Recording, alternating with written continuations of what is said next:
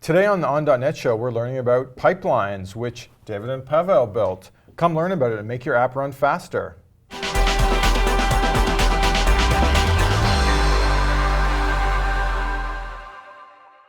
Hey, welcome to another episode of the On.NET show. Today we're going to talk about system I/O pipelines.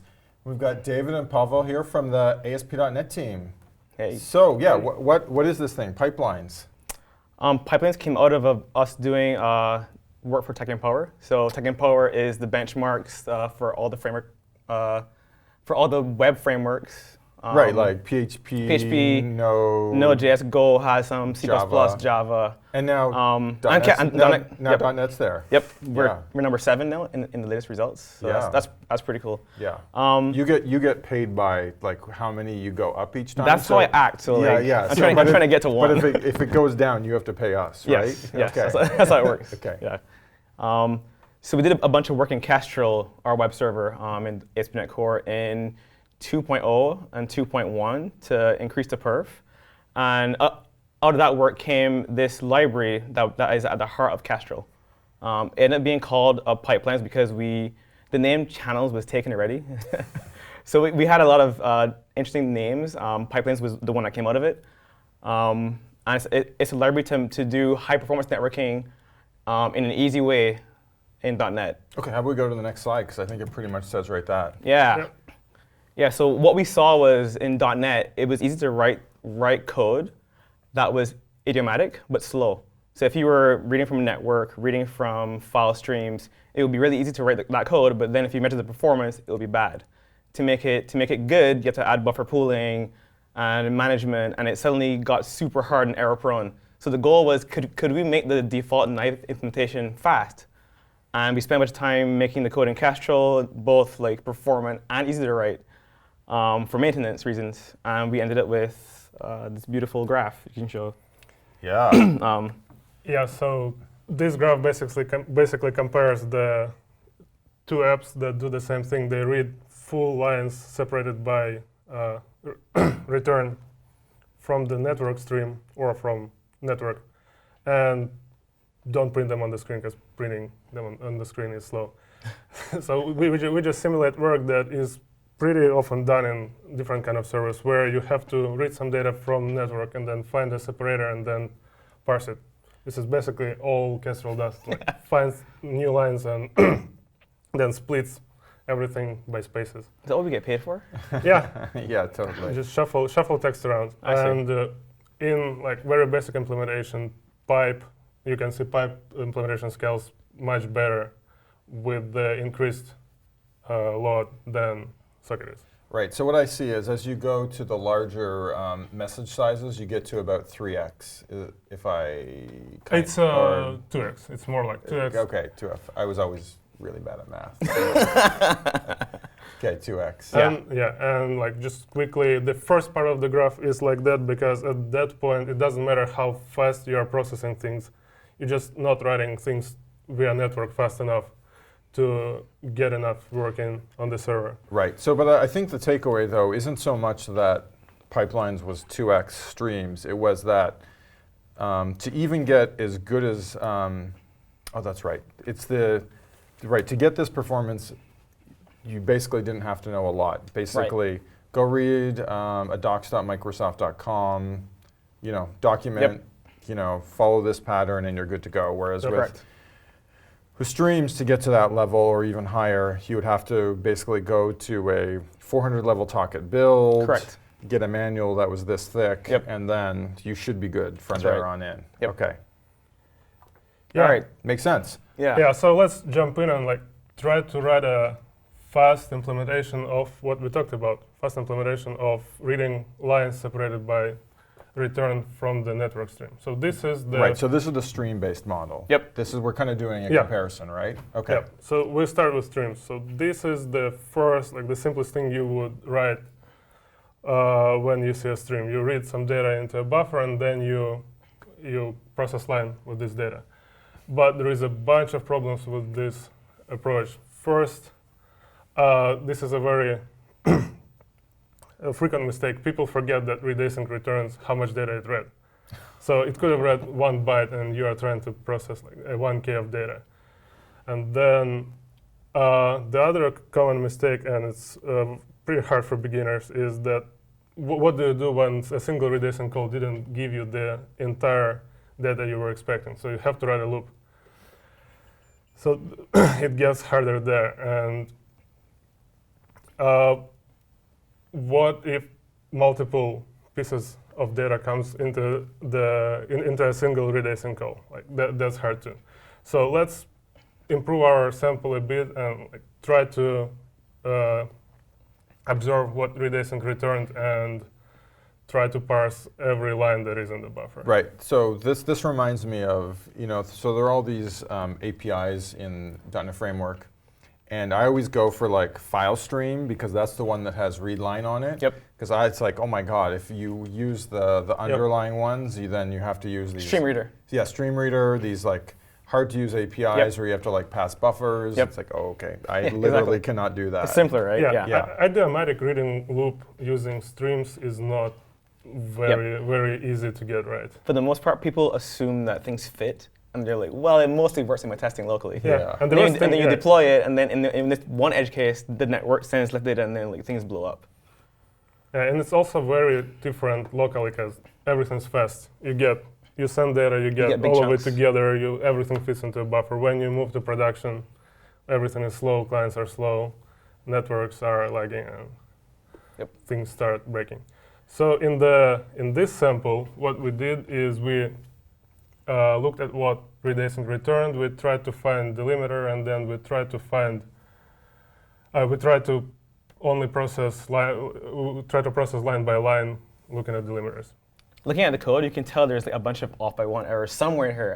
I don't know where, but there's a +1 somewhere here missing. So it's error prone to those kinds of bugs, right? Where you're parsing, you're keeping track of bytes read and bytes consumed, and you subtract to get the remainder, and then you add something else, and you kind of aren't sure anymore that the code is all working, right? Yeah.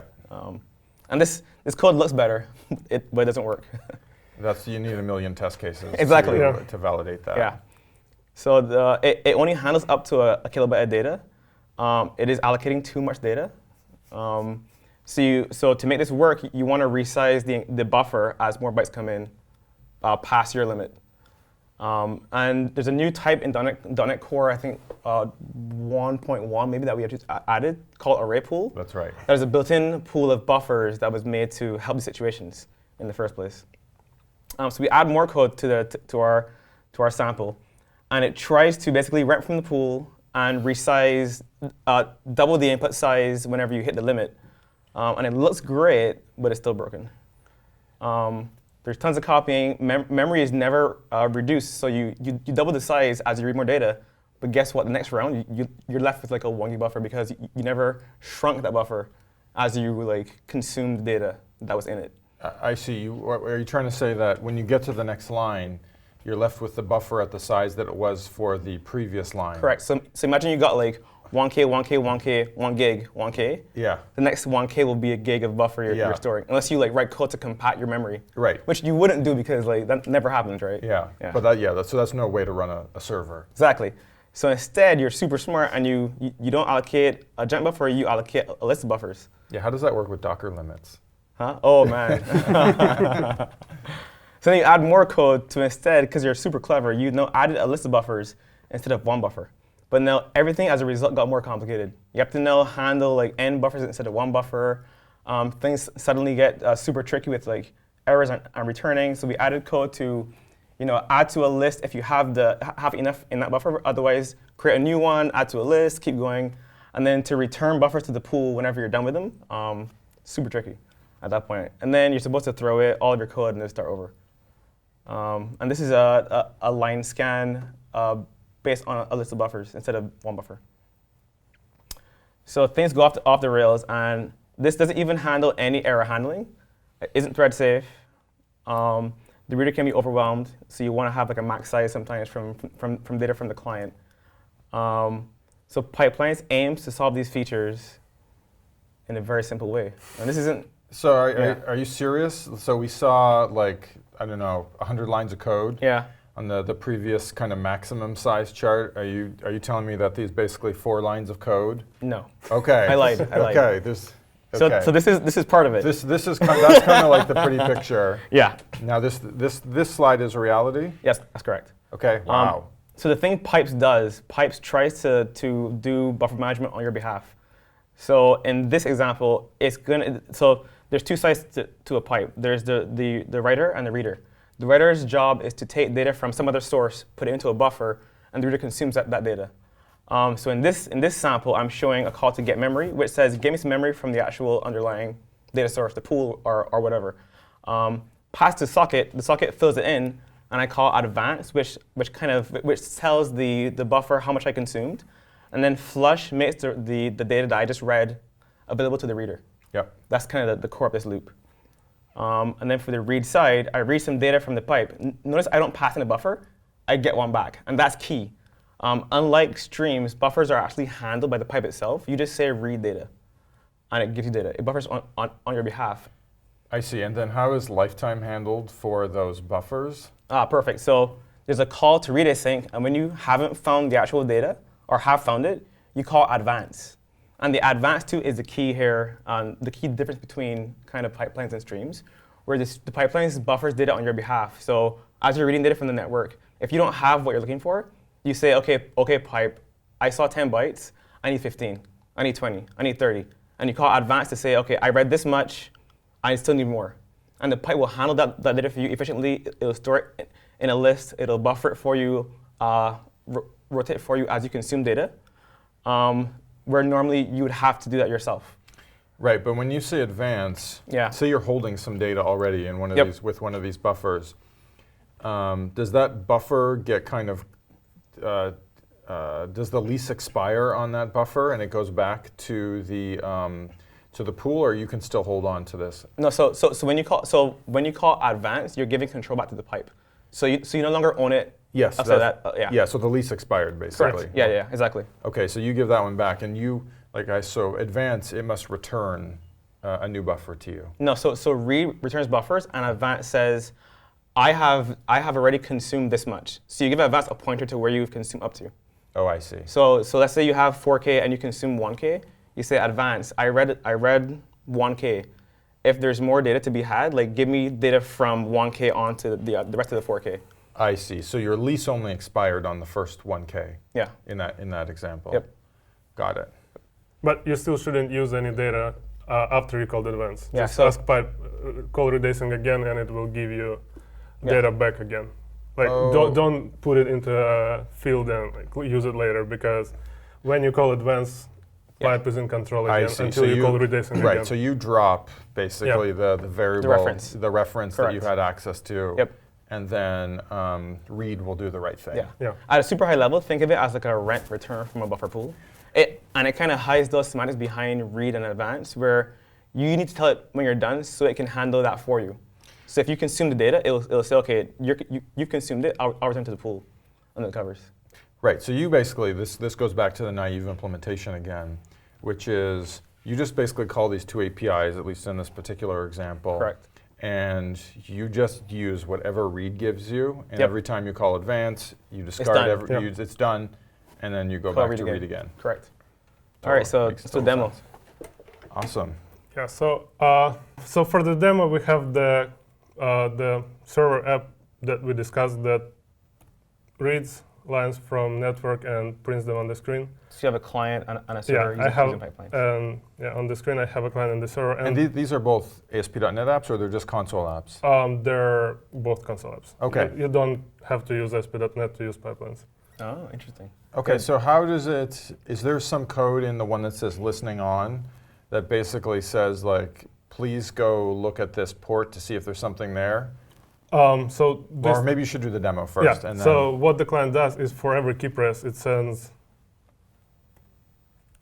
this key press to the server. And when server detects a new line, it prints it on the screen. And to answer your question, we just use a socket class and socket receive async method to receive data from the network. But how does it handle, like, for example, say you started the listener 5 minutes before you started the producer? Will it wait? Will it just wait in a loop until the Yes. producer? Yeah. Yeah. We wait for a client to arrive, and then we start the loop to Okay. read lines and write lines. Got from it. the- But even so, like the read async wouldn't yield until data came into it. So the read async loop would just hang on read async until the socket booted up and we like called write async. Right, so I on should the think of it consumer side. as like a read line or read key is Yes. on the console. Yeah, So but, it'll kinda wait deal. until but applying. without locking. Yeah, Yeah, a non-blocking version of that. Yeah. Yeah, We don't block threads. It's evil. yeah. Yeah, let's look how we handle bytes when they arrive. So before we call receive async, we ask pipe for a block of memory to put data into when it arrives via network. How much memory?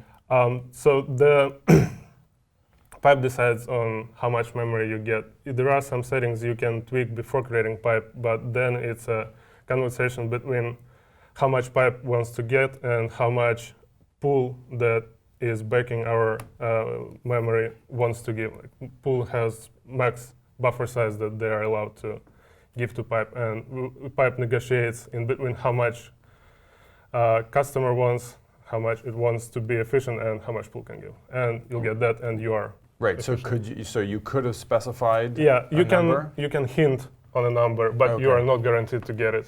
So, I see. so as an example, in Kestrel, we don't want to actually use. So for example, say we had 4K, and we read down to like 1 byte remaining. We wouldn't want to use that buffer to keep reading data because why do a 1 byte read? So we ask for a minimum of like 2K. So if you ever get below that 2K, we'll get a new buffer. So you can kind of play games with that and do performant things where you want to make sure you have at least this much data to read data from the actual like underlying source. So you Okay. don't thrash on like 1 byte things. Because as you that like. makes no sense, Yeah. right? Yeah, exactly. Yeah. But don't start with that. Yeah. Try it by default. Do it. Yeah. Do Most it after of the you time, measured. that's enough. Yeah. Yeah, and after data arrives over network, we get amount of data read. Yeah, so I just got from that, don't do what David Fowler does. Is that the lesson here? The lesson is to always measure first. Okay. Yeah, measure first. But trust me. And we just notify pipe how much data was read into the buffer, because buffer is just a transparent like byte array, so it doesn't know what you wrote into it. And after we notified it, we call flash async. Flash async would make the data visible to the reader side. So until then, read async wouldn't return. But after we call flash async, we get onto the reader side. When the result of read async contains of multiple properties, but the one that we'll look at right now and the one that's most important is the buffer. And you can see it contains our single byte. And it has segments. And it has segments that we'll Cover yeah, later. we'll cover later. So you'll just you take that buffer. There is a bunch of extension methods on it that you can use as alternatives to index of, and it has slice, so you can take a sub buffer and pass it around Without Right. allocating. without so allocating. For folks that don't know what slice is, that's a method on top of our span class, right? We keep on talking about span of t. Yep. That's Yeah, that. that's This isn't the span slice, but it is the equivalent of a span slice. Oh, Where on you the have buffer. a buffer. on Yeah. the read Okay. only You have this sequence. buffer, and you can slice it without allocating Got it. the subsegment. And in this example, we try to find position of return, and when we don't, we call advance to, saying that we looked at everything that we got and we want more, but we didn't consume anything. So next time when new data arrives, we want to get everything again. And when we'll go through a couple more key prices. Too many breakpoints set. Okay. Yeah. So when you finally, and the buffer gets bigger every yeah, time. So buffer. So if you look at buffer, it now has 3 bytes instead of having 1 byte. Yeah. So normally you'd have this code in your own code. You'd call a read with a stream, you'd get some data back, and you'd have to buffer it yourself until the next read. I'll And keep track of the count. unfortunately, it has to happen in every layer. Like if you wrap network stream into SSL stream into JSON reader, into MVC, whatever the serializer, Yeah. this I need a bit more data and let me buffer it happens on so many levels, and that's what pipe solves to. Yeah. So you can't be sure who's buffering, so you just buffer just in case. Right, so with the code as written though, imagine you do have this 1 gigabyte line. Or is this buffer just going to keep on growing? So Good question. Good question. Yes, we don't grow the buffer; we append more buffers. So this read-only sequence structure that you get is backed by a linked list of buffers, I see. and that's why it has its own slice, because its slice would be multiple buffers. So you never, you don't have to grow buffers when you want to receive more data, and you can get it in one logical piece still, and look at it as a one Yeah. logical piece. And there's two things to unpack from that length thing. There's like memory bloat. Do you want to have 1 gig of one like giant array memory, and that will end up in the large object heap, which is bad? That won't happen, but you will still have a gig allocated. And we do have default settings in the box, so you can't really over allocate. So I think by default it's a couple K, which may be a bit small actually for some scenarios. 32 and 64. 32K. Yeah. So this Any more than that, it'll just tell you like, bro, change the settings to be higher. Yeah. So this is probably a horrible analogy. Yeah. But so with with CPU we brought async. Yep. So that was an A on synchrony. Yep. And then this feels like this is more about data, and it almost feels like it's a segment tree or something like that. That's the horrible. Let's try. You're trying to coin that term. Yeah, it's a very bad term. But it feels like, it's basically breaking the data into segments without causing you as the developer to deal with that. Because that's Right. kind of the same thing async did. Yeah. Is it still allows you to Yes. write synchronous code. It is, yes. And so this still allows you to build like unisegmentary Yes. code, and so you don't have to deal with the fact that it's all been broken up apart. Yeah. underneath the It's scenes. making streaming data easier to consume as like logical payloads. Yeah. Yeah. Although streaming data, like if you talk to the C# team Yeah. about C#8, they'll say that async for each is the new, like AsyncEnumerable Yep. is the new way, this is the new answer for streaming data. So do we get to cancel this project? Oh no. Or like how does this relate to their async data solution? Streaming data solution. is There's what I a meant to world say. where you could potentially for each async over the data coming in on the reader side. Yeah. Where you would for each over the buffers coming in. The only weird part was that you'd have to call advance yourself at every stage in the loop. But we are playing with ideas on how to make this be IAsyncEnumerable compatible. Yeah. Or on the producer side, could you do yield return into a pipeline? That would be interesting. It would be buffers, but probably not out of the box, but there could be an adapter. Okay. Yeah. So I think if a lot of the time you cannot for each data that's inside the pipe, because you have to have enough before you decide what to do. And see. like if all data was like that you can just for each over it, we wouldn't have a pipe at all. Because then you don't need to Buffer. worry about buffering. You just read into the same small buffer and you print it on the screen, right? If you want to print stream onto the screen, there are no problems like we described in this sample. You just read it and print it and it's gone. And that's where it's like not exactly fits together. I see. Okay. Yep. But we are thinking about ways to Yep. integrate it better. Yeah. Yeah, and now that you find return, I skipped through process line. You call this method that unfortunately has to be aware that buffer is not a single segment to prevent us from allocating. You can always call buffer.toArray, but then you allocate an array. But the advantage of having this is that you can avoid it by just calling write on every segment. So we have this first class type called read-only sequence that was in .NET, I think 2.1 that we had introduced. And the whole idea was that there's a type in the BCL that represents a multi-segment buffer list.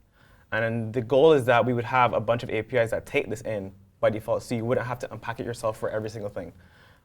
In .NET Core 3.0, we're adding this type called sequence reader that you pass in a buffer like this to a sequence reader, and it gives you helpers for reading like ints and dates and those kinds of things in easy ways. So you don't have to write the code yourself to unpack the segments and do things yourself. Today it's a little bit tricky.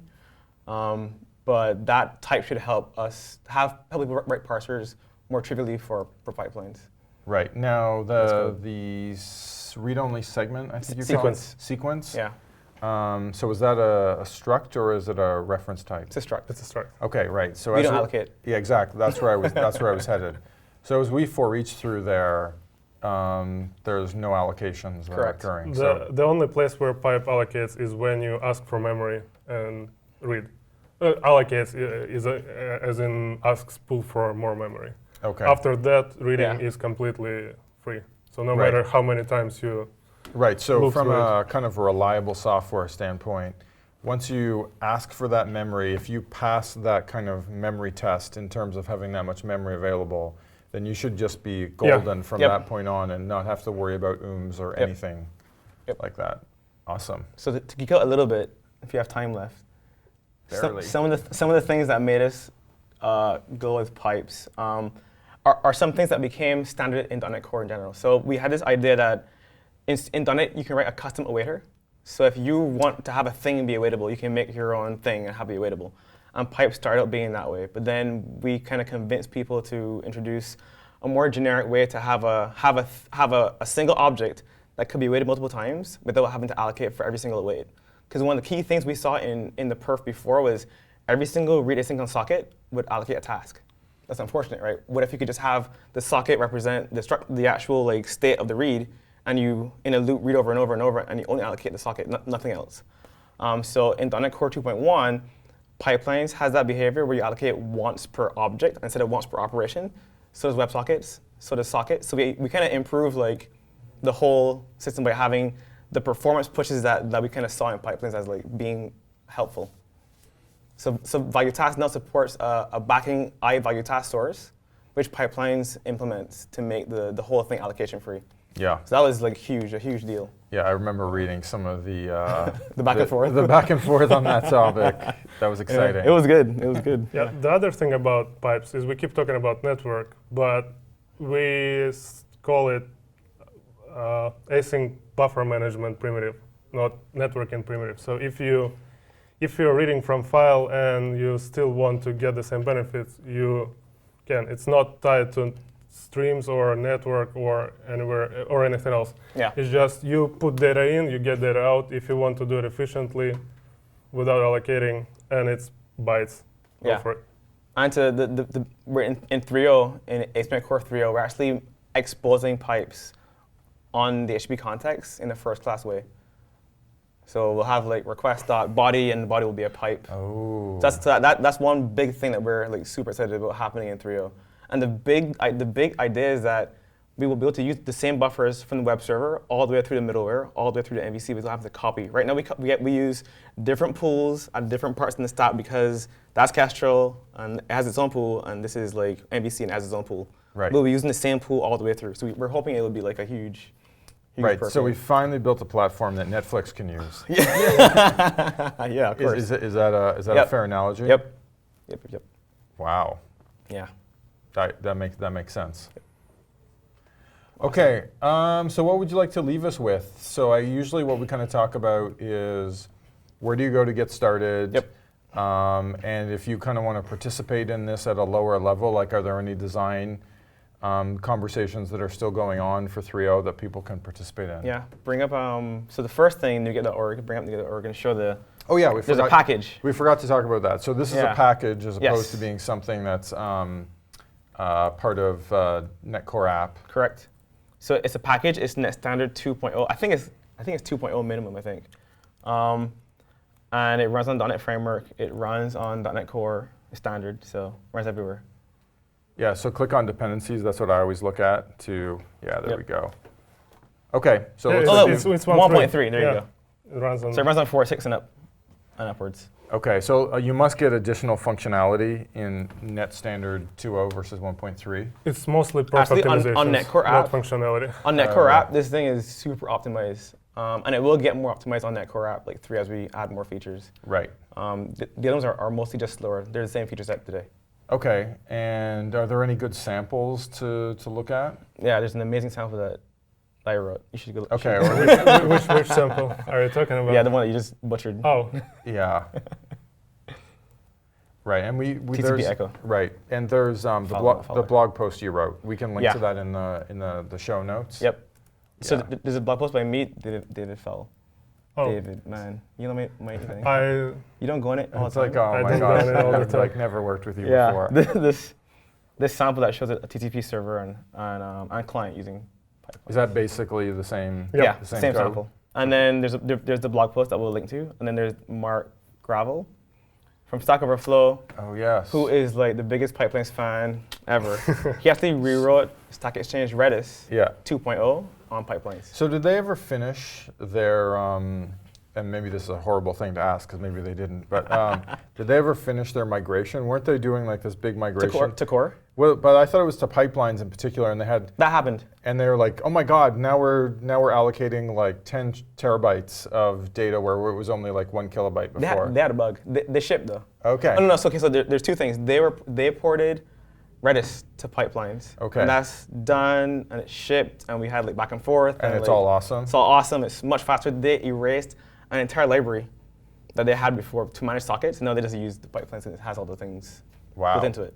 Yeah. And now they basically have you guys Yeah. as their developer. Exactly. You're on their team now. The memory thing is about they're porting Stack Overflow's WebSocket server to ASP.NET Core, Okay. and they saw their Gen Zeros were ginormous. Oh, And that's they were- the thing they were talking about Yeah. recently. Correct. Okay, and we're Yeah, still yeah. fixing that. Yeah, that's still like a thing. wow. Yeah. Okay. Yeah. Okay, good times. Yeah. Yep.